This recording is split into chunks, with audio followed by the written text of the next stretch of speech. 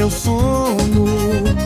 Onde foi que eu deixei? Cochilei e acordei ao som de uma melodia, uma serenata sem luar, um violino a tocar, quanto amor a me cercar.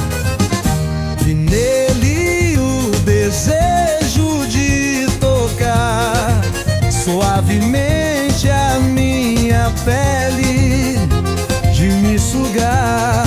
Imediatamente afastei-o, mas o insistente voltou. No calor meu corpo a suar, baixei lençol, ele se aproveitou. Aplausos, aplausos. Foi nesse momento que a noite perdeu mais um seresteiro. Adeus mosquito, adeus seresteiro.